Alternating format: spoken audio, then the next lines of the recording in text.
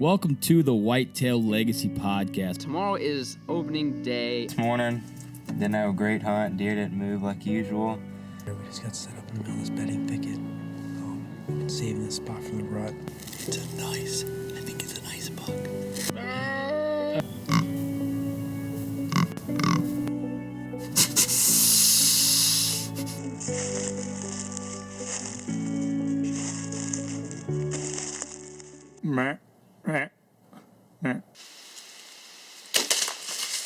Boom! Hits a 170. That was money. I think he's down right over there, maybe 10 yards.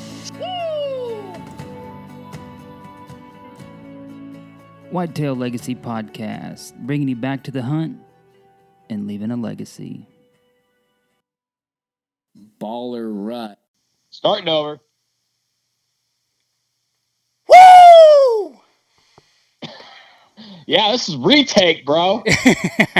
Didn't have no squiggles. Welcome to the Whitetail Legacy Podcast. We've been going for a year and a half, and we still don't know how to run this thing.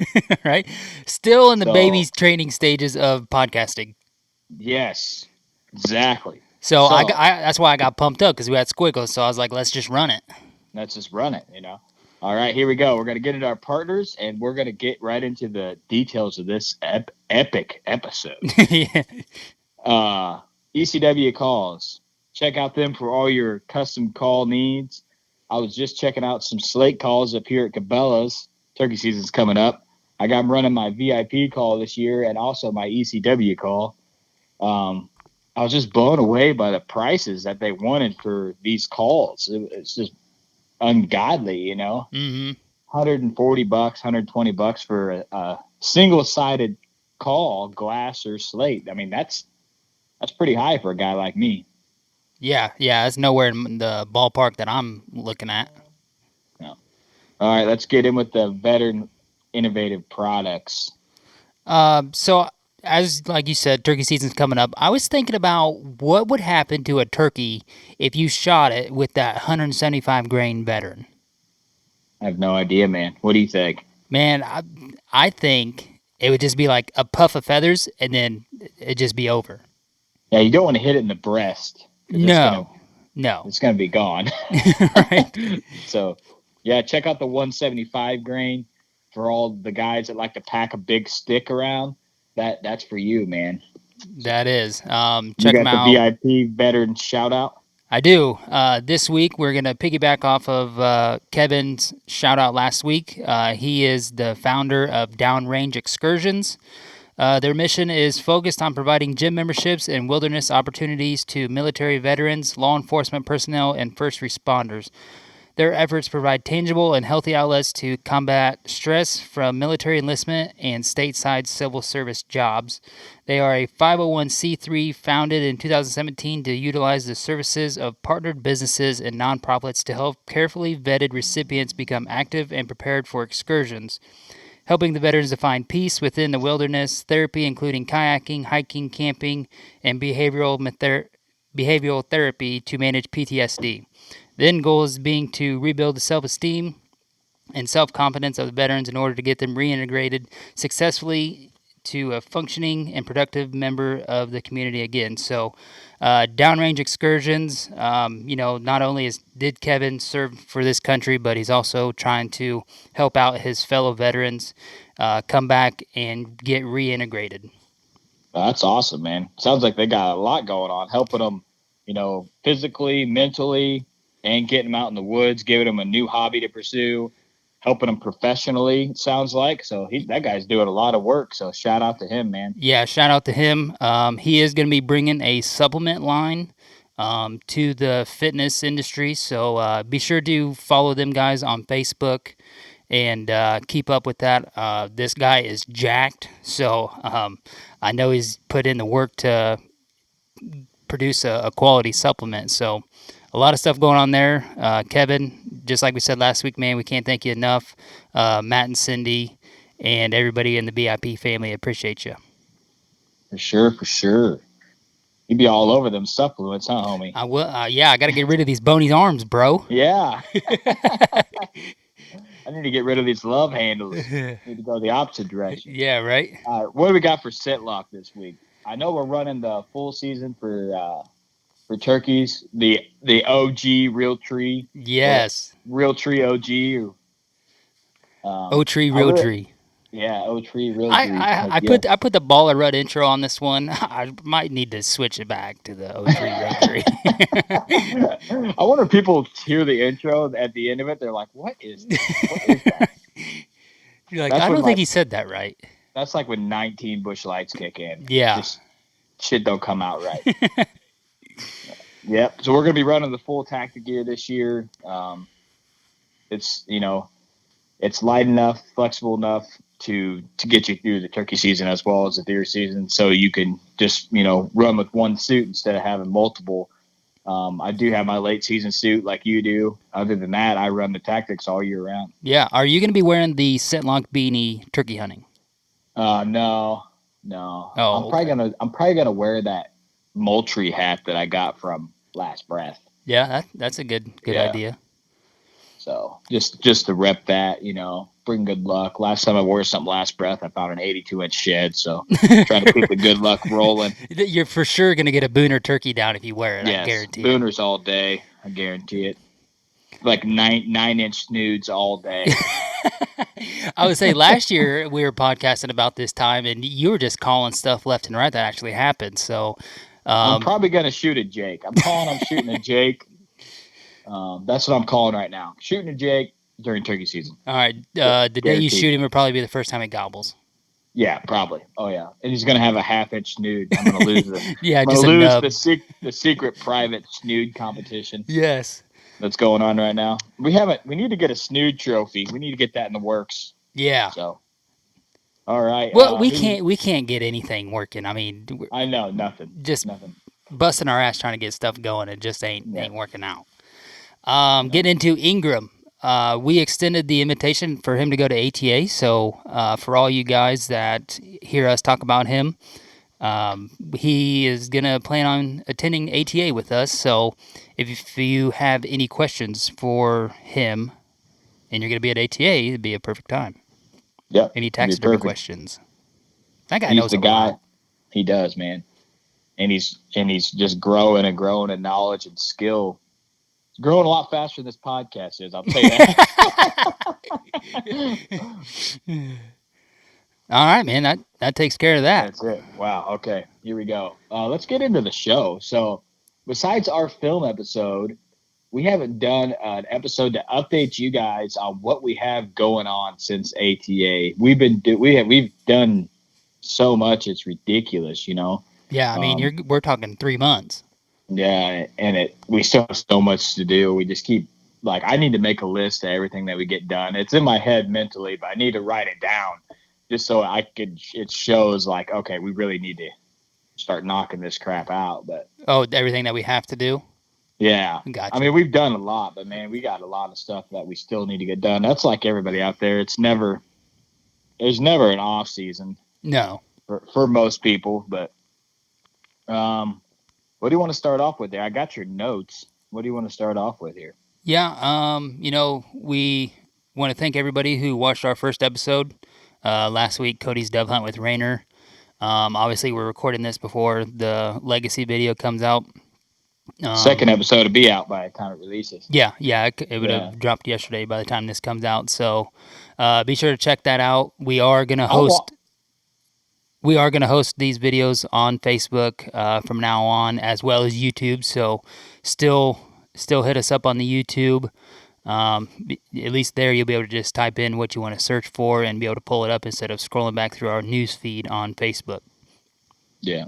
I watched that one again today, and it's quick, man. Yeah, it's in and out. 5 minutes, but it's flowing. I was like, geez, that's ripping through there. So yeah, so since ATA, that's pretty much what I've been doing. I work Sunday through Thursdays, and then we still pay the babysitter for Fridays. So I'm like, well, that'd be perfect time to get all of our videos edited. And we didn't know how long it was going to take me to figure out Premiere Pro and get everything and color it and pick out music, which I'm so terrible at that.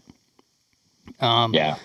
We probably could use a little bit more techno beats in our videos, but Less techno beats, bro. Homie loves the techno beats.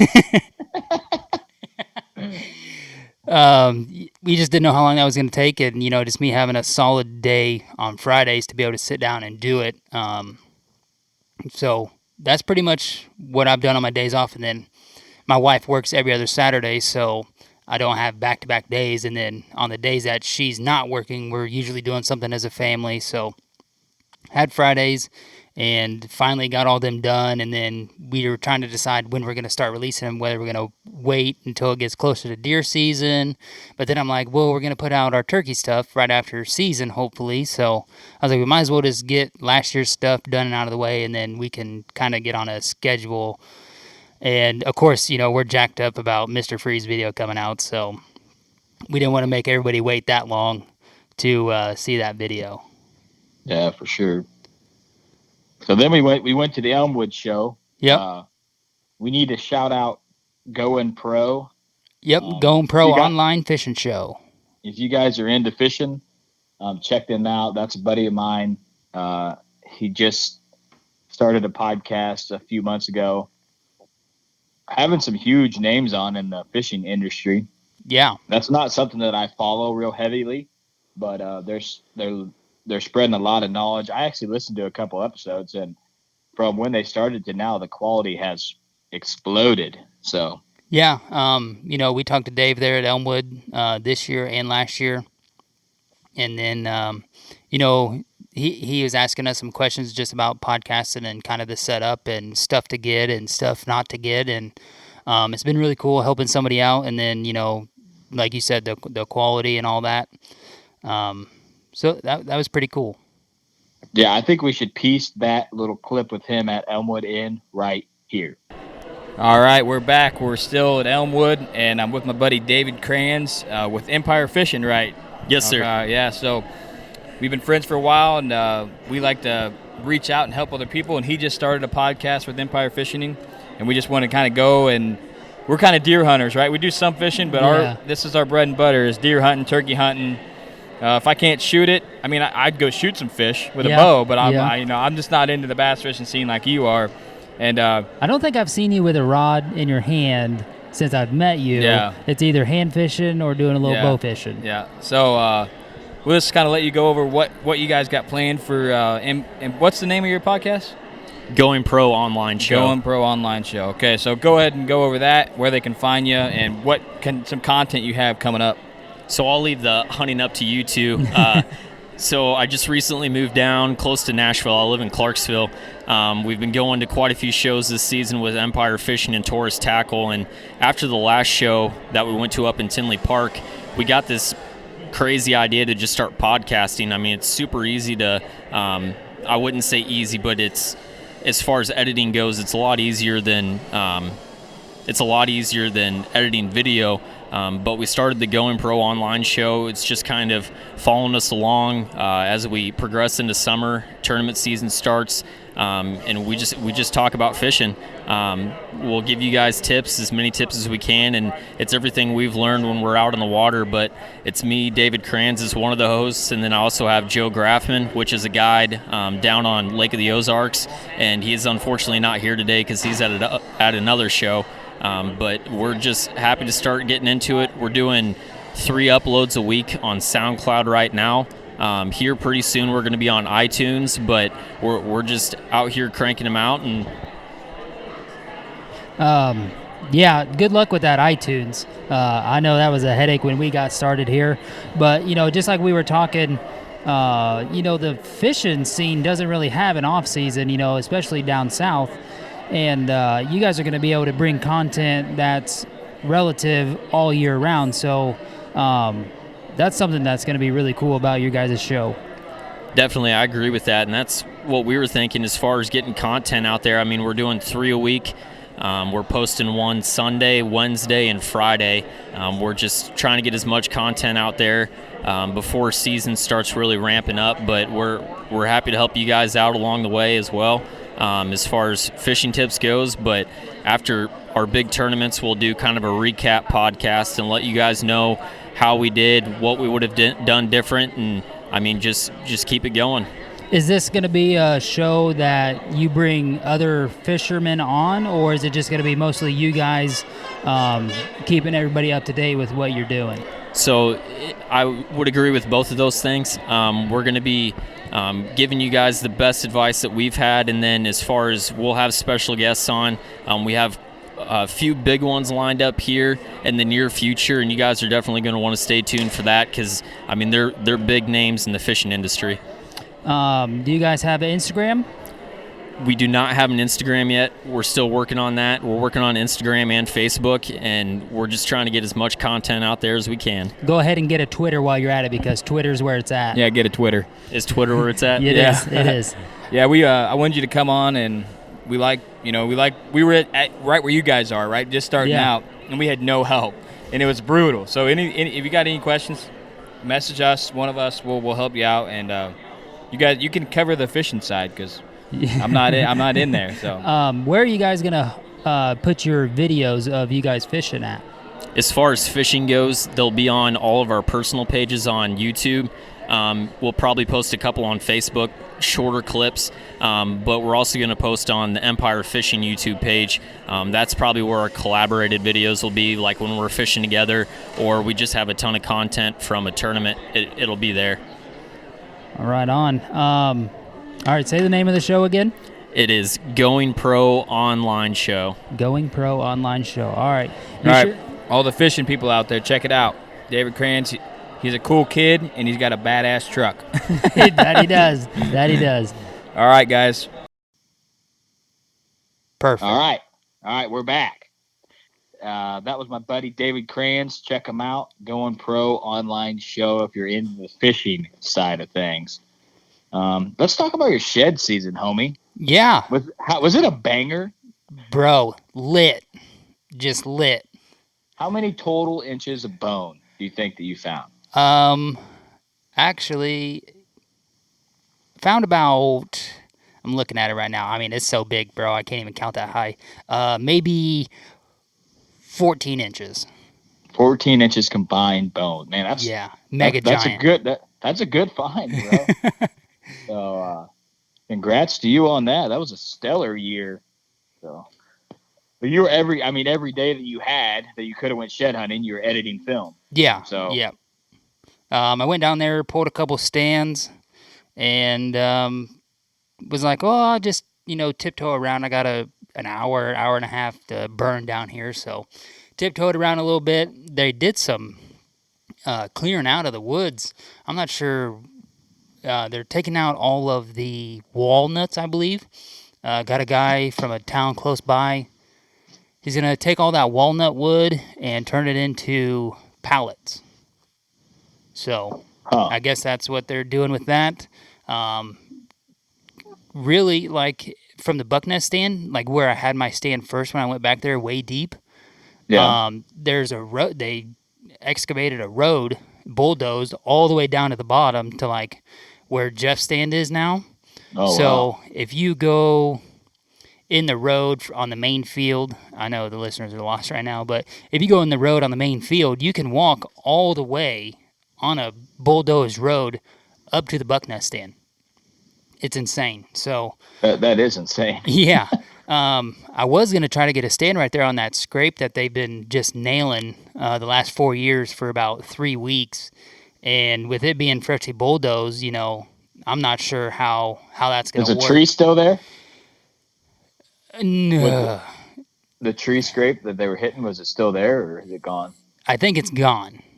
Yeah, they won't be hitting it then. Right. So they might want to have one in the area, but definitely not right there. So it just seems like whenever I get a plan, I'm always just that step behind. So that was my shed season. I walked probably 7 miles and come up with this megatoad. Nice.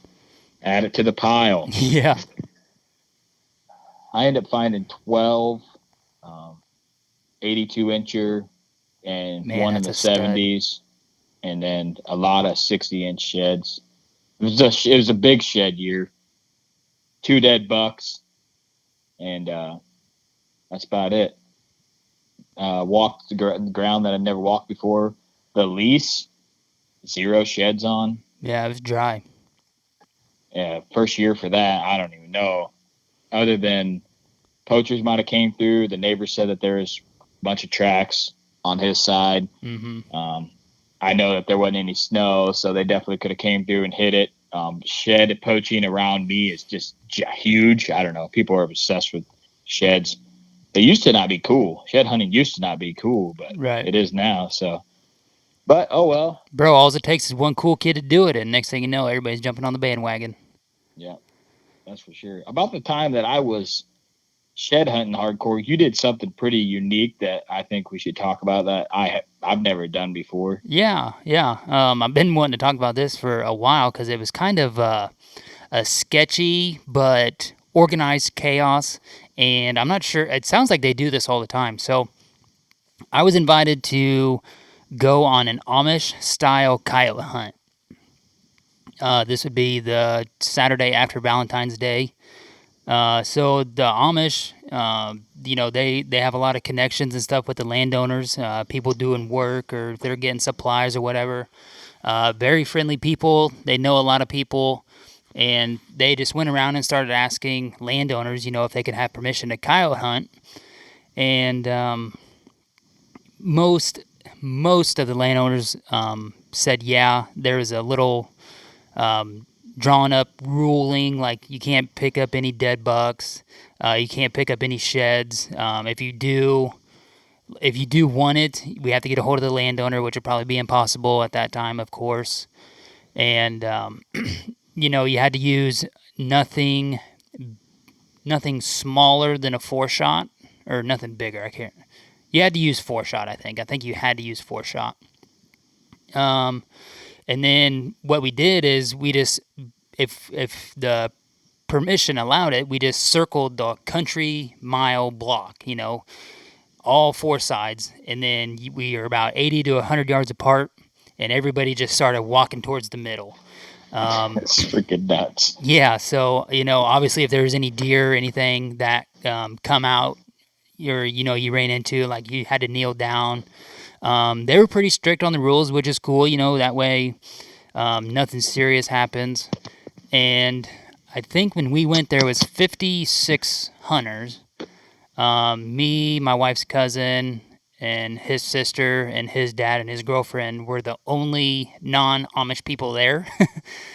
So it was one of them deals like if you got in on it, of course we're going to go walking through like some prime time deer hunting area, So since you had permission with this hunt to walk through their stuff, they got to walk through your stuff. Like you had to submit your land to be coyote hunted, which is good. But we got to my wife's cousin property, and dude, we probably kicked up 30 deer.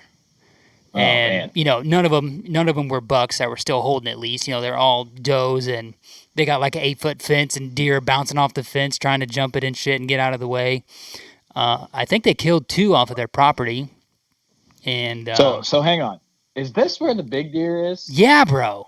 Oh my god. Yeah, that's what I'm saying. Like, no way. And where we got dropped off on that property is on the corner. You know where that little wood lot is on the corner of that block? We're just standing in the middle of the bean field waiting for everybody to get set up. Not even nowhere near the timber. We're 400 yards from the timber. Oh, and man. everybody else is just basically starting right at the timber. And we're like, I don't even know what we're doing here. But we have to follow the rules.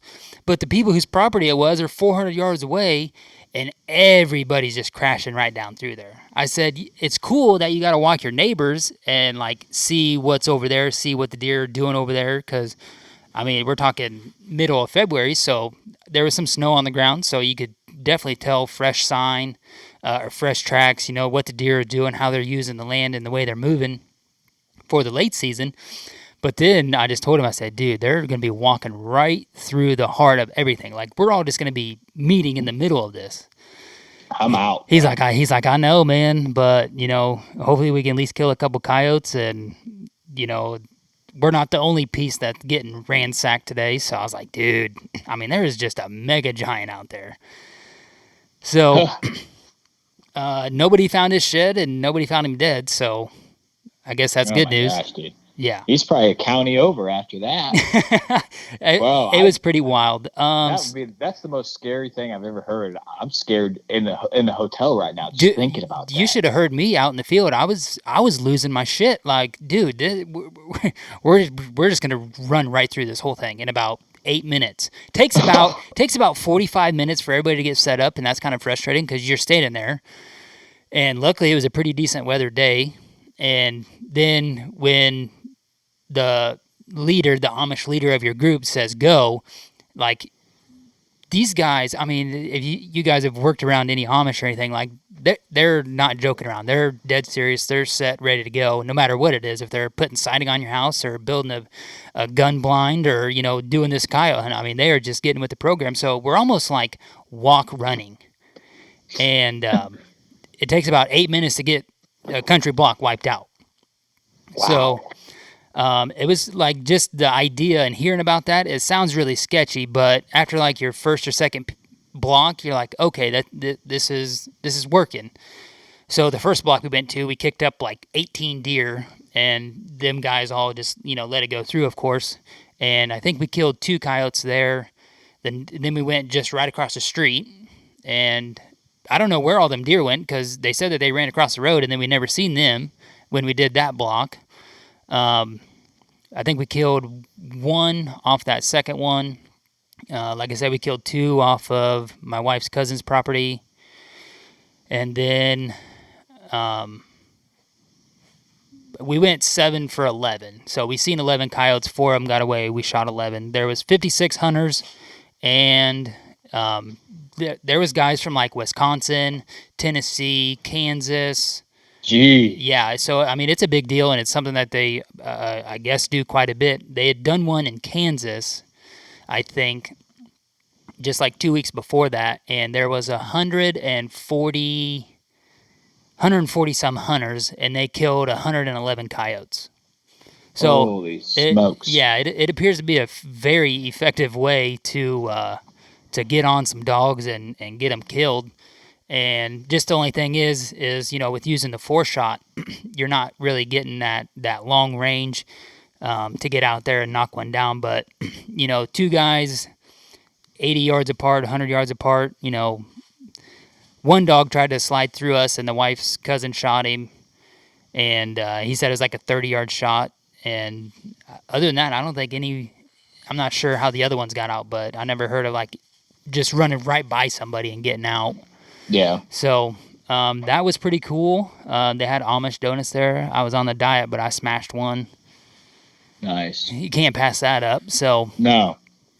We walked probably like 10 properties, 10 properties. And, dude, I was beat at the end of the day. I could see your snap stories were slowly fading. Dude, a lot of walking. And then they did one last little piece, and there was a landowner on there didn't give permission, so it was going to be kind of even a jankier setup. I'm just like, I'm out. Like, I'm out. So, I think I'm going to do it again next year if they do it. The main goal of that was for, like, the Amish to come back and report to the landowners and be like, look, nobody got shot, nobody got hurt crossing a fence or crossing a creek or anything, and we killed this many coyotes. So, talk amongst your landowner buddies while you're drinking coffee down at Casey's in the morning, and, tell them next year when we come around to give us permission, because we showed this year that we can do it and be successful and safe. That's insane that landowners around us even let them do that. Yeah, dude, I feel like where the lease is at and that, there's no way. No one would ever.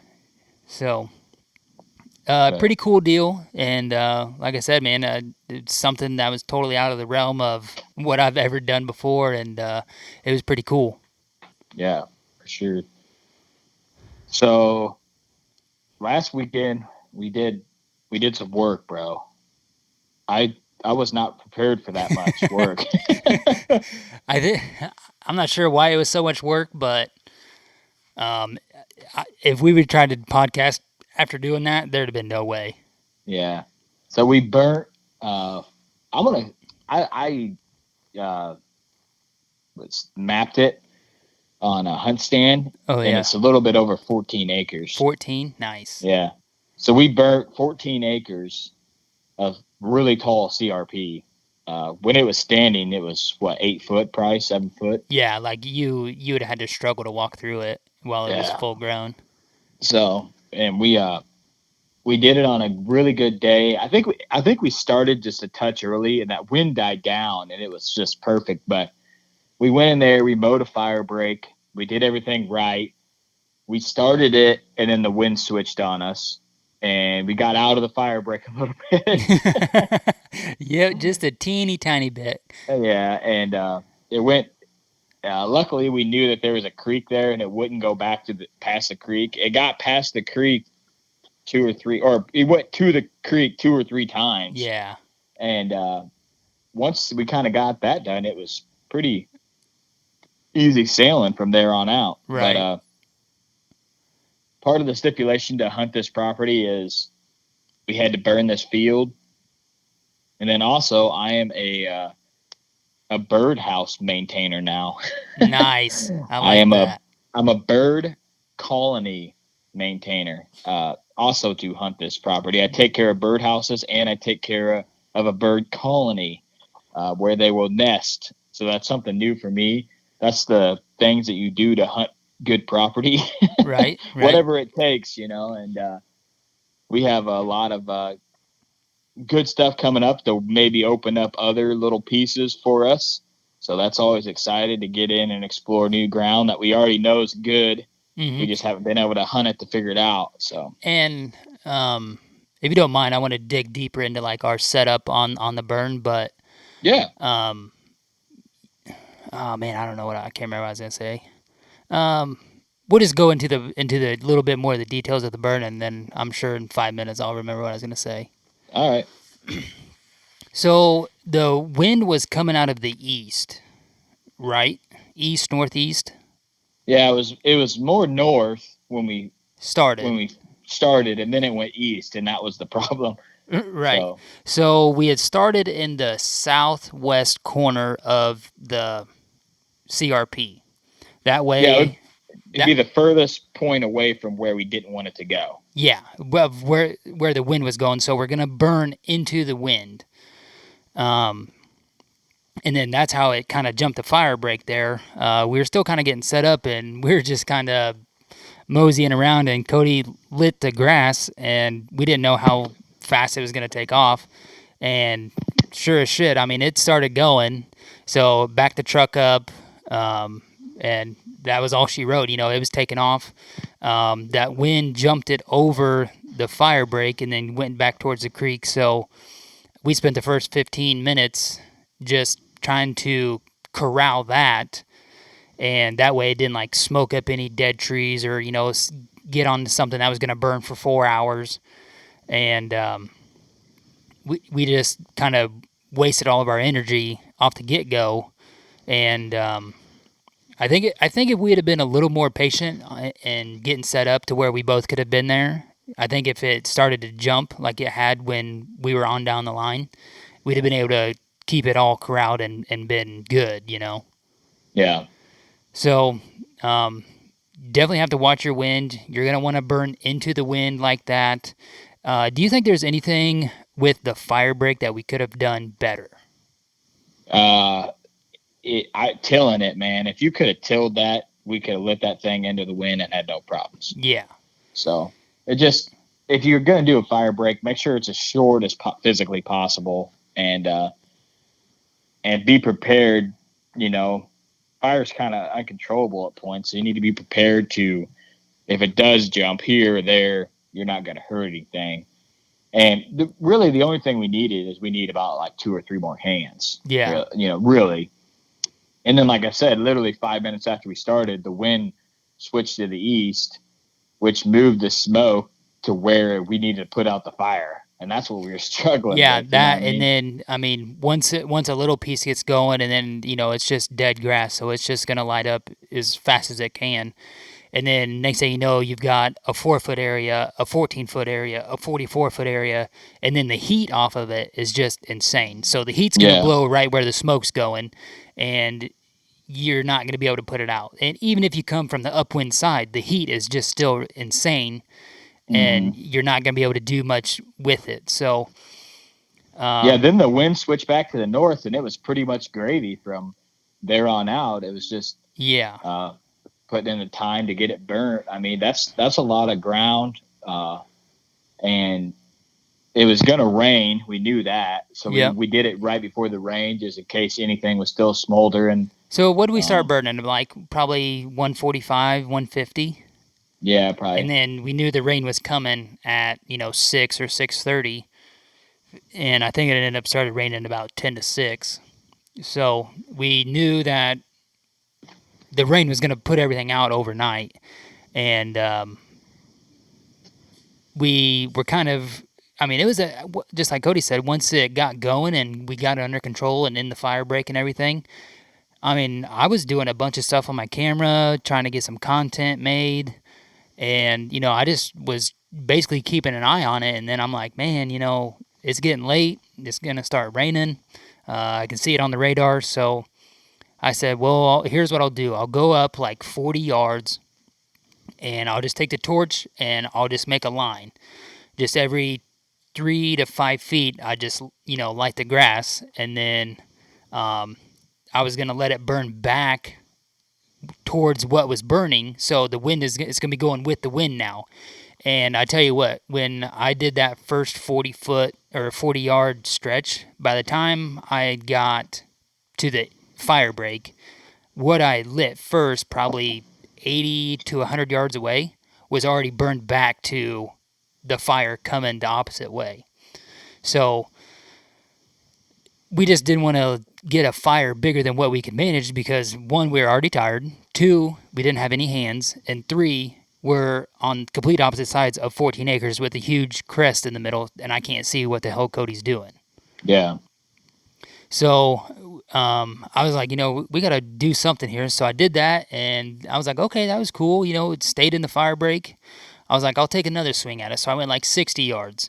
And same thing, real aggressive fire because the wind's getting behind it, picking it up, and just burned right to what was already on fire.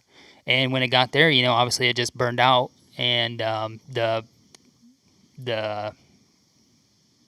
what do you call it, the fire line, I guess, just kept going. So now I'm like, okay, well, the next jump that I'm going to make will be at the end. But I went 10 yards in from the end, so that way, as the fire gets carried to what's already on fire, our fire line will slowly burn out to the fire break on the side, and hopefully when it gets to that, it'll just peter out because it'll be that nice slow burn that we've had for the last 2.5 hours.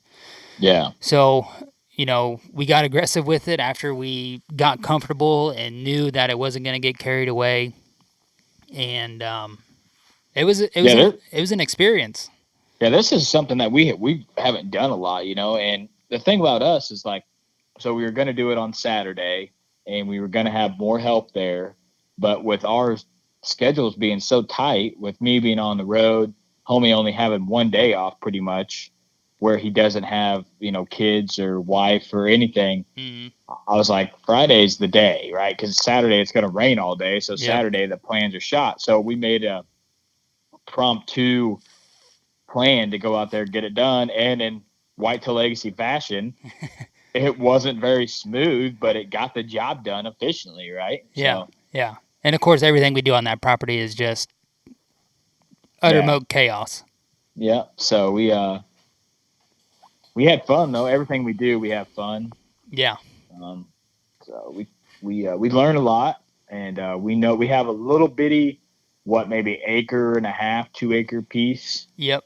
That we need to finish up, and that'll probably take us 40 minutes. You know what I mean? Just because we know what we're doing now. Yeah. Like I said, we'll come in 10 foot or 10 yards, off the west side. Depending on which way the wind is, whatever way, on the east or the west side.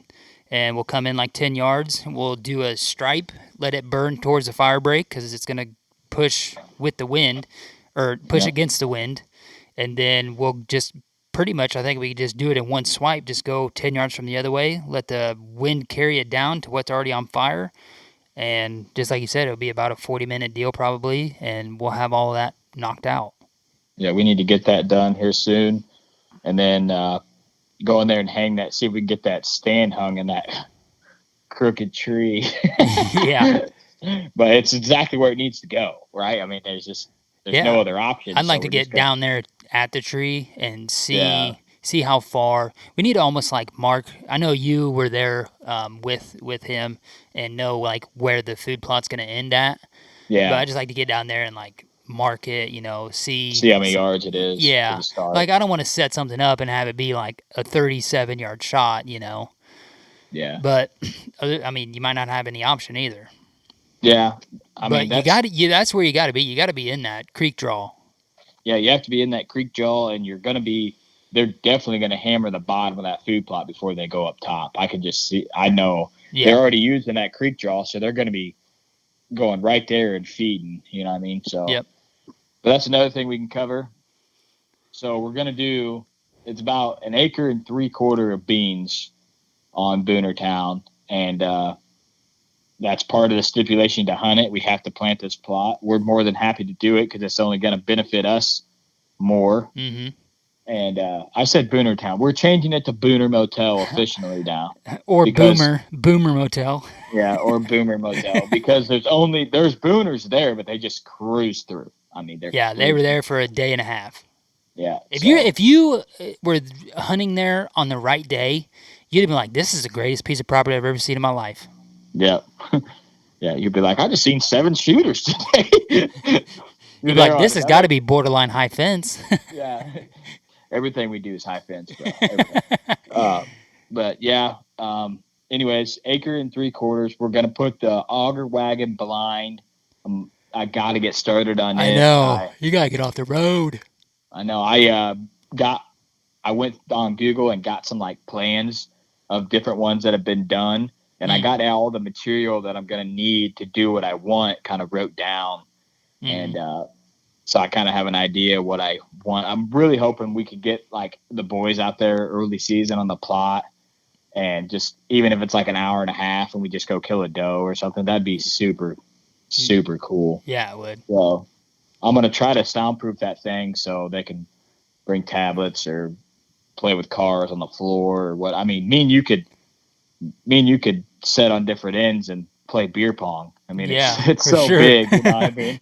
So I'm excited to get that thing done. I had a guy offer me $1,400 for the running gear on it, and I told him no. Wow. So I was like, I'm never going to get one this cheap again, right? Yeah, no. So I'm like, and this is something that I've wanted to do because I move property so much, you know what I mean? And it's not because it's because people come in and lease it or, a family wants to hunt it or something. The regular things that happen to people that lose ground, so. Yeah, nothing will get a nephew more motivated than you dragging out a 150. He'd be like, I'm probably going to start hunting now. Yeah. I didn't even know there was deer that big out there. I've heard that a lot, you know what I mean? So this way I'll be able to hook my truck up to it and just roll it out. Or, we don't want it here. We want to move it down in that creek draw. Yeah. The deer are just hammering the bottom, right? Yeah. Well, we just want to move it down in the creek draw. The deer around here are so used to seeing auger wagons, they won't care at all. You know what I mean? Yeah. The guy I got it from ran a trail camera off it for 2 years. No shit. And use it as a thing to hang his trail cams on. So we'll be able to do that, hang a trail cam right on it and see what's happening right there. Yeah, what's right there in kill range. That might be a good thing for a mobile cam right there on the blind, because the access to that is just beautiful. Yeah, we'll have to call that the double mobile. Yeah, mobile stand with the mobile cam. Yeah, because if you have anything but a north wind, if you have a northwest, a west, a south, an east, anything but a straight west, you can get into that thing 100% perfect and hunt it without ever. And you're going to be in a concealed blind where you can open a window for 5 seconds and kill something. You know what I mean? Yeah. So super excited about that. That's going to be sitting on the acre and 3/4. I'm not 100% sure if we're going to throw a little Milo in there or if we're going to throw a little sunflowers in there. I haven't really talked to him. I also thought about, like, that road that we drove in there or put in there last year, like, where we mowed that little open spot. Uh-huh. I was thinking about extending that and putting some clover over there in that corner. Okay. I mean, something that we could do. I haven't talked to him. He's really big on the pheasants, so everything needs to revolve around pheasant. So that's why we were out there doing. burning, and they're just clucking their heads off. I'm like, oh man. Yeah, they're definitely on the move. So for sure. But yeah, we're super excited about Booner Motel this year. There were some giants that cruised through there. There was a lot of shooter bucks that cruised through there. A lot of 4.5 and up bucks coming through. And you see a 3.5-year-old, you're like, okay, yeah, it's a solid buck. But then when you seen the deer that was coming through there, you're like, well, that's definitely a 4.5 and above. Yeah. So a lot of mature deer coming through there. We just didn't know because we're chasing Mr. Freeze and not hunting there. But good thing that we had trail cams there to let us know for this year. Yeah, that's something about, even if you're targeting one deer or something, you have to leave some trail cams up for next year. Yeah. You always have to be prepared for the next giant you're going to chase or the next deer you're going to chase. Because if we didn't have them cams there, we wouldn't know anything. No. Right. And with it being our first year on that property, I almost got it done on the first year there, on a pack-in hunt. And we learn a lot, and I feel really comfortable saying that one of us are going to shoot something off that next year. Like, I'm confident, right? Because we're only improving the habitat.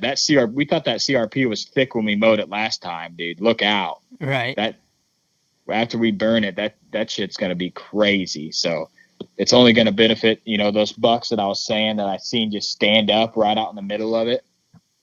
It's not going to be them big coarse stem CRP. It's going to be that, flexible stem. So hopefully the snow don't knock it all down. Mm-hmm. And we can hold some deer late season with those beans and cedars and CRP. Yeah. And also, the surrounding agriculture fields are going to be mostly beans. There's going to be one cornfield, but there's an overwhelming amount of beans around us. So we're hoping that that's going to take the pressure off of our beans so that they can get established, get grown up, and then we can leave them standing and then come in, mid-December and on throughout the rest of the year and be able to take some deer. Yeah, I'm really looking forward to the 7th to the 14th of November there, and then late season if we got any beans left. So I'm really looking forward to get some footage of that piebald doe. I think that would be pretty epic, and just being able to get out there and learn that property more. The lease, we are going to. I think we decided that we thought we were easy on that place this year. We're going to go even more. This year, we're not after a Pacific deer. There's there giants there. Oh hell yes, there is. You know what I mean? Right. But we haven't keyed in on any to be like, okay, we can go kill this deer. Right? I feel like, so maybe if something in velvet or early hardhorn, we find something that's killable. We think we're definitely going to move in, but we're going to do the same thing. We're going to let the trail cams tell us, when it's time to go. And until then, we're not going to go on the north until it's late October. And man, we ought to see a difference. I don't know. Mm-hmm. Last year was a real depressing year on the north. I don't know. Properties change, but that was drastic change, right? Oh yeah. And really nothing as far as the property went, changed. No, nothing. I think we accessed it least or less than I ever have. Yeah, and accessed it better. The only thing is the neighbors started hunting on the north more. That could have affected it. And then the rut being so piss poor on that property, the trickle rut or something where, like, if you were in that backstand on November 3rd, that'd have been one of the best days you ever hunted in your life. The 9th? The morning you were there? No. the third when the bucks were Oh, fighting yeah, in front yeah, of the yeah. mobile. Okay, yeah, gotcha. There's Yeah, that would have been four bucks there, all fired up. You know what I mean? And right. Okay. two of them in a fight where you get 6 pictures of them fighting. You know, they've been fighting for a while, and that's in front of the cam. You know, Yeah. so that would have been epic. You could pee on the cam from the tree stand. Yeah, I mean, they would have been right underneath you fighting. So that's definitely insecurity cover. You know that they're comfortable even back there at 10 o'clock in the morning fighting. So Yeah. it's just I don't know. We need to do something with that stand. We need to move it up, get a double set hung. That's a big ass tree, man. I know, but then damn does, dude. Well, at least one They thing, did. we'll be able to hang the one stand off the other stand, so it's not like we'll be strangling off a ladder step by our pinky toe. Yeah. At least we'll have I mean, something what's solid to stand on. Get up. I mean, it that? probably only needs to go up 5 or 6 feet. Yeah, up in that crotch, getting that crotch. I think that'll give you more cover. I mean, I don't know how them deer pick you off. It's because they come in on a side profile. Yeah, the eyeballs But right at you. yeah, that's where you need to be to shoot them when they cross that old fence. Yeah. You know what I mean? Because if you kill them like I did 2 years ago, where they crossed that fence, they have no idea. Like, boom, they're But it's when you let them go and then they look back, they get that side profile of you. Then you're screwed. Mm-hmm. You seen that with your shotgun doe kill. You know what I Yeah. mean? It's not like they peg you and run off, but they look up there. They're like, okay, something ain't right. You know? Yeah. Probably because there's 2 guys and camera gear and all. That probably has nothing to do with it. But that's what we got going on in the lease. Sounds like it's going to get extended, as far as I know. I got her mail or her letter back, and she said if you want to extend it for the season, let me know. So I'll definitely be getting on that, and we'll hopefully be able to hunt that this year. As far as I know now, it's a go. Your piece is a go still, right? Yep. I just don't know Nice. how. I just don't know because they're doing. They had just done the west side. It sounded like they're gonna go all the way through the piece. So Hopefully that pushes some of the other hunters out of there. yeah, I don't know. I don't know what crazy changes that's gonna have. As Just far like as Dane Wood from way back in the episode, that piece just got logged and bulldozed and yeah, still shot a buck on it. yeah, I went out there. I think shot his biggest deer. Yeah. So let's get into our gear talk. So we both updated lenses. We're going to be able to shoot some low light finally. Yeah, went down to If that anybody's 2.8. if anybody's getting into DSLR game, just pay the money to get a good quality lens that you can shoot in low light instead of buying something that you might get by with and wasting your money, because it ain't going to work. Yeah, there's no way around it. And get a good range. Don't get just what do they call it? A primary lens that's just fixed. Yeah, like 15 mil Yeah. or something, I got a hair on this microphone. It's getting to me. There we go. It's just rubbing my whisker hair. And then don't overlook used glass. Most of the time, everybody's treating it like their baby, so they baby it. Some used glass is nothing to overlook, and I mean it's still expensive for the most part. That's all we got. You use glass. Well, good glass it's all used.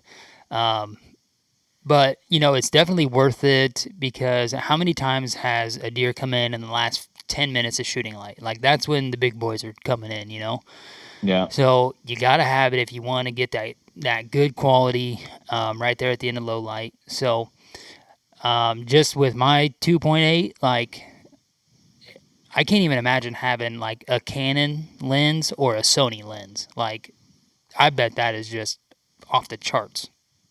Yeah. So we're both running 2.8. I'm going to stick to the mirrorless. Homie's still going to run the Canon, get that quality Canon in there. And I'm still going to run the Micro Four Thirds and do my thing.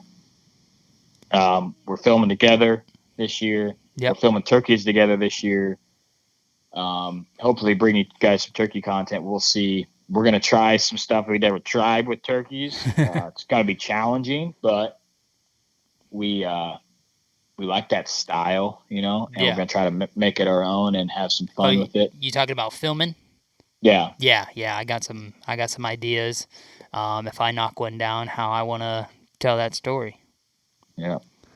So So we got some ideas for stories on turkeys. We just need to kill some. yeah. That's the step. So Illinois has 5 different seasons, ranging like 5 to 7 days in length. And I've got the second season, which is the most popular because it's the earliest season with a weekend. First season is Monday through Friday, and then second opens on Saturday. The Friday of that is Good Friday, so we have off work. So debating whether to roll the dice and buy a tag basically for a day. Gotta roll the dice. I think so too. If you don't do it, I'm gonna do it. Yeah, right. So either get one here in the county we're in, or get one down and go to my place down there. The only thing about that is you got the 47-minute drive on top of you getting. It's worth it. You don't need to sleep. Bro. I know you keep saying that. So just earlier wake up to get down there, but how cool would it be to just get a tag on a whim on a day that you have off getting paid, and you go out there and knock one down. Yeah, that'd be pretty sweet. So then second season opens on the Saturday. We got that here in the county we're in. So hopefully knock 2 birds down. That'd be pretty sick. Yeah. And then depending on how that goes, well, I guess we're going to have to decide before that who's going to get the third season tag. I guess you, because then you'll have 2 weekends. Mm-hmm. So we're going to get a third season tag, and then Cody has a 4th season, right? Yeah, if you don't kill a bird, hell, you can get the third season tag. Well, if they stop selling them. If you don't kill a bird, oh, yeah. Yeah, that's what I was thinking. I was like, well, we could wait and see how that goes. But better just both buy one. There you go. 2 tags for 2 days. Yeah, heck yes. So then you got the 4th season, and your wife has a 5th season, which that'll be pretty decent because it'll be pretty warm. Yeah, she's pretty excited, I think. I'm excited to get her out there. She's killed a really nice buck and then kind of faded out from hunting. And then I hope she gets back into it on some turkeys. She went a couple years with a shotgun. I think once I get this blind and it's warm and she'll be out of the weather, because sometimes our shotgun season is just savage. You know? Yeah. So it's hard for me to set out there, let alone her. So. Yeah, it was savage this year. One day the day you shot Mr. Freeze, it started snowing, and then you wake up the next day, you got 8 inches of snow on the ground. Yeah. So we weren't hunting that day, though. No, I definitely wasn't. Probably the best day of the year. Right. So that's our turkey plans. Yep. A little update. 9 with the kicker that we talk about a bunch is actually the bracket buck that I have the sheds off of from 3 years ago. So I got a new computer. I put all my trail cam pictures in. I separated them all, and I got to looking. And I'm like, this is the same deer, but every time you see him, you can't see that flyer off the G2 in a lot of the pictures. So you can't see that flyer, or you can't see the ninth point. The 9th point, because he's either like straight on, or got his head up, he's on the other side, or we got some pictures of him on a field edge, and then we got some pictures of him hitting a scrape. And you're like, oh yeah, that's the bracket buck. And then like you said, you get it on the computer, you get it blowed up, zoomed in. You're like, well, shit, he's got a kicker off that G2. Yeah. So, you're telling me that, and I just thought it was something that we needed to cover because, you're thinking that there's 2 different deer out there running around, and reality, it's the same deer. You just haven't gotten a good pick to put it all together until. And you've seen him during season. Yeah, I seen him December 28th when I messed up filming does. Yeah. I did shoot a doe that night, and I took shotgun out, doe only, and about 8 minutes after I shot my doe, he was 100 yards straight in the timber coming from the back set. So if you were at the back set with the bow, you would have shot him. Yeah. You'd at least seen him and had a really good encounter. that's definitely a buck we need to target next year. He was there from velvet to late season and never left. Yep. And he was on the center of the farm, the south of the farm, the Fighting. middle, the north, fighting. I mean, he was all over the place. So he was 5 last year. So he'll be 6 this year, possibly his biggest year ever. He's not a giant scoring, but he's in the 150s, Yeah. but he's not a gigantic deer. He might be 160 next year. You never know. Mm-hmm. But it'd be a 6.5-year-old deer that is on the piece the whole season, right? So awful nocturnal little bastard though. Yeah, he is. Early season nocturnal, late season nocturnal, or you seen him during late season. That might be the time to kill. So it might be because I mean, you said that the bracket buck, which is this same deer, only shows up late season. Yeah. And so now as he's getting older, his home range could be shrinking, and we've seen him more during the year, but still at night. And I think the only daylight pics we had of him was before season even started. We had the really good pictures of him in velvet. Yeah. And I don't think we had a picture of him hardhorn during the day, just a couple sets of velvet pics. Yeah, we had him fighting on the south with M14. Mm-hmm. M14 is dead. That was my 2 or 3-year-old giant. Is gone. Found him dead. So R.I.P. for M14. He was going to be a legend, but he was fighting the bracket buck, and then the bracket buck was back up on the north late season. So maybe we target him. Late, as long as he's there, we know that late December, instead of hunting that front stand, we need to go to the back stand and just give that extra push just in case something pops out. Because we also had that other 8-pointer daylighting back there in the middle of the day. Yeah. In late season. Just random as hell. And then in the evening that same day. So might be something to think about, because that's something we don't really do. We don't push back. We're always thinking, well, they're going to hit this food. So we'll set up here, 80 yards in from the food instead of being 250 yards in from the food. But they just don't get to that field. If that field had some timber that blocked that road. Oh yeah, it'd be way better if it was like, yeah. Yeah, if it was like the south. Yeah. Just had like that hedge timber that blocked the road, it'd be a completely different situation. So. Right. Definitely get some more traffic. Yeah. And then because that road's busier than you think it is. I mean, if you sit there and you hunt, you're just like, shit, there goes like the 12th car. Yeah, a deer get hit on that road by cars. Jeez. So I'm like how in the hell? So there's a lot more traffic than you think, But and then we lost the short G2 buck. That's a super creative name, I know. Spent a lot of time on that, but we had a buck show up during the rut. It was actually right after I hunted there, all day sit, wasn't it? I can't remember. No, that was the one with the drop or whatever he had with the shit on his antlers. Yeah, okay. That was the one that come in right after. All right. Well, the bracket buck. He was just coming through cruising, a couple days. Yeah, not the bracket buck, the short G2 buck. Yeah. We end up finding him dead, and this is a good lesson for us and the listeners. If a buck comes through on trail camera and he's quartering away and he's maybe 30, 40 yards, that deer could potentially be a lot bigger than you think it is. Yeah. You know what I mean? Yeah, because, you're like, okay, we got another racked buck running around. It's quartering away at night. You can't really get a good look at his body or his neck to, like, get a good gauge of how old he is. And then you look at his rack and you're like, okay, 2.5, 3.5-year-old, a stud 2.5 or just a pretty solid 3.5. And, I'm still not sure how old he was, but I know he's got a lot of teeth. And so, I would lean more towards 3.5, but, just like Cody always tells me, whenever we talk on the phone and we bring up trail cam pics or somebody long arming some shit or, whatever it may be, it's all about the angle. Yeah, all about the angle, bro. So that's all I would say.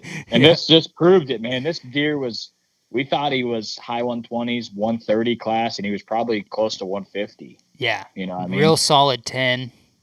And if he didn't have that short G2, that's the only downfall. He's got good brows, good mass, good time length. Just that weak G2 is all he's got. So negative. If he had come in and either of us were hunting, I mean, he would have been shooter. Oh yeah, for sure. And then we'd have been like, well, what the hell deer is this? Because this is a real solid buck. And, obviously when we seen that picture and seen his G2, we'd be like, okay, well, it's this deer. And then we're just like, well, what the hell? He's way bigger than what he was on trail cam. So it was funny when we found him. I always like look back at my archive of trail cam pictures in my brain. And I'm like, oh, yeah, we got a picture of him. And homie's like, what? I'm like, yeah, bro. Yeah. I scrolling through there and I show him. He's like, yeah, that's him. He just looks really small there. I'm like, yeah, he does. He looks really, he looks like a high 120s, 130 class deer. Mm-hmm. The time length is you can't even tell.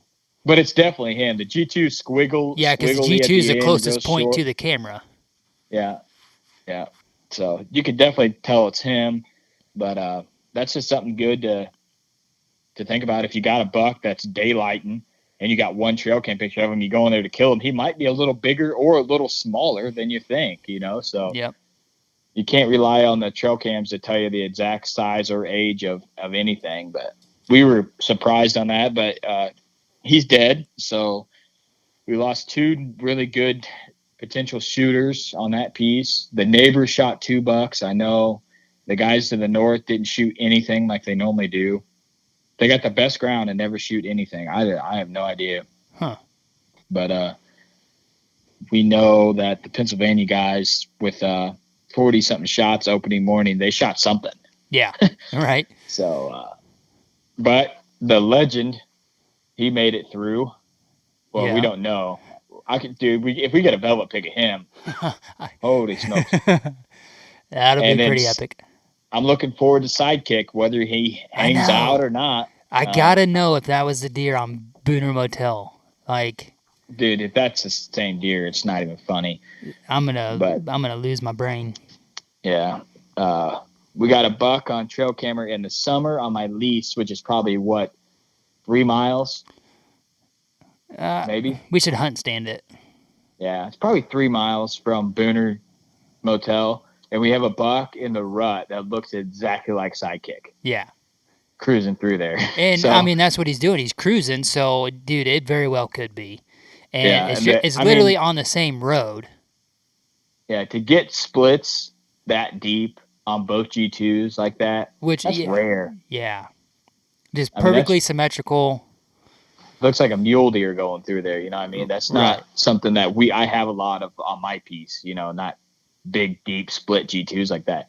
But if we get him in velvet, he might hang around, man. He always hung out with Mr. Freeze. Mm-hmm. I get him together on velvet, so maybe now he's gone. He's going to come back this summer and be like, okay, now this matures buck's gone. Yeah. I have everything I need. I'm going to hang out here, and we had the velvet picks of him last year, and dude, he was pushing 170, I bet. Yeah. He was a giant. So, there's no telling what he could be. It's just figuring him out on that tiny little piece, man. If we had the north and the south, I know there's 60, 80 acres. Do you know how much damage we could do? Mm-hmm. Oh, man. Just 21 acres just kills us. Yeah, my checkbook could feel it, too. Getting cams and stands. Yeah. Oh, yeah. We could crush it, bro. We could – if we even had just one of them, just to get that intel. Okay, this buck left our property and went here. Mm-hmm. Now we can patter him up there. Okay, he came off our piece at this time. He's here, because we know they bet on the north and the south, and they don't bet on mine. Yeah. So I can't compete with the thickness, bro. The thickness is nope. And the draws and no pressure and all that. I mean, they got it all. Food. I mean, I can't compete. So we'll hopefully have one of them. And then we'll be able to piece together stuff that I've been like that spot behind Nick's house. Like, how many trail cam pictures we got of big deer there?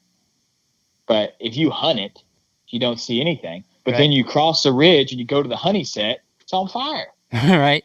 Yeah. You were like, where are they going from the honey set to to here, and then I walked you through that bottom, and I'm thinking, they're going through here and going into this thick stuff where we found the short G2 buck, and that might be the case, but there's not a really solid trail there. Mm-mm. You know what I mean? So how are they getting from the honey set to King South? I don't know, but some mystery.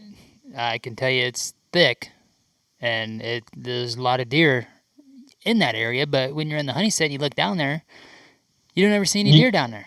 Never seen a deer come from that way. Never going south or north. They're just like weaving through that area. So, the honey set, as good as it is, I think we need to move it to the north, like where the old camper used to set in that little opening. Just because. Yeah, because I think all the deer that you would see at the honey set you would eventually see there. Yeah.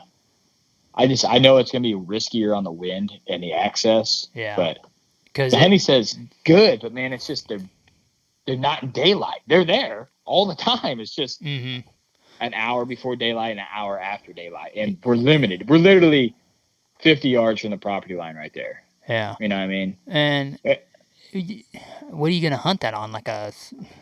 I have no idea. That's where we need to be. But like I was talking last time, sometimes where you need to be, you just can't be. It ain't worth the risk because you're going to be blowing right into where the does are bedding at. Yeah. Which is what's making that so fire. Yeah. Because the sign there is unbelievable. Yeah, if someone were to walk onto my piece and be like, I'm just going to find fresh sign and hunt, they'd walk to that piece and be like, oh, man, I'm shooting a giant. Yeah. And they'd hunt it for 62 days and see one shooter in daylight. Yep. I mean, we ran a trail camera there all year, every day. And we had two facing opposite directions of how they were entering and exited. And sometimes we get a buck on one and not on the other in the same day, right? Yep. But we had it covered, and one shooter in daylight the whole year. The whole season. And I think it was on a wind that you couldn't even hunt the stand. Yeah. Because it was like a southeast or something dumb. But the sign is just ridiculous. I mean, like 3 ground scrapes, 15 tree scrapes, just a horizontal rub. They snapped that tree in half. 2 horizontal rub. We cut out a horizontal dub and then they put another one in. Yeah. So I mean.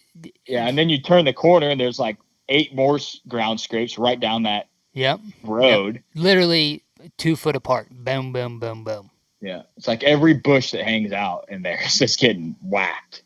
But I was thinking, they don't like that open area, so I don't see them going through that. So I don't know how they're using it. And the only way to really find out is just to invest in an assload more trail cams. Yeah. But that's something that do you put all your eggs in one basket of trying to figure out bucks that are nocturnal? Yeah, bucks that are just going to be in the daylight. Because we're on the limits there, right? Yeah. We're on the limits. We can't really go further to the north because of pressure, and we can't really go further towards the west because they just don't use that unless they're bedded in those where the neighbors shot that buck out of. If they're bedding there, that'd just blow my mind though. Yeah, it's pretty. It's starting to get pretty open there. It's like 8 down trees and then just open. But I do like the way it is set up now because I feel like we got a couple little pockets, like where you found M14 dead. That's a little pocket nobody goes in. The doe bedding area right in front of the honey set. A little pocket. You sit there, you see 2 or 3, 4 does pop out of that, and they're just totally chill. Mm-hmm. And I feel like that's what's getting the bucks in the area. It's just not at the right time. We need some more cruising coming through there on the daylight. Yeah, I think maybe if we went in there and, I don't know, that's a perfect place to put a plot. It's just something we can't do because the landowner and the neighbor being right there. You don't want to draw the deer to the neighbor's edge, you know what I mean? Yeah. So, stuff that we need to find. You never figure it out. It's fun to think about. And I was say, dude, just talking right here, man, I'm fired up to get deer season open back up. Yeah, turkey season is like 2.5 weeks, and we're just sitting here talking about deer. So, if any of the listeners has an idea of how to kill a buck that's in the daylight or in the dark, hitting this fresh ass sign, let me know. Because I have no idea. So, and if someone says put out some freaking deer piss, I'm not even going to talk to you. Maybe we can get Duncan to bottle some of his up and send it Yeah. to us. We need some of that hot Mississippi Duncan piss. That's what we need. Brings all the boys to the yard. Yes. You ever heard of anybody having to pee on his windows to thaw them out and then shoot a buck? I mean, that's some good storytelling right there. Yeah. So, Yeah, shoot your I can't second wait. biggest buck ever after you pissed on the window to unfreeze it so you could drop it and get your gun out the window. Epic. Oh, I cannot wait to get at ATA, and we're not gonna have enough microphones, but we got to do some kind of episode yeah. at like midnight. Right, just smoked.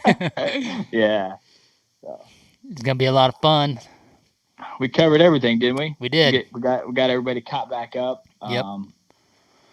As you can tell, we always got an ass load of stuff going on. There's so much more stuff that we have to do.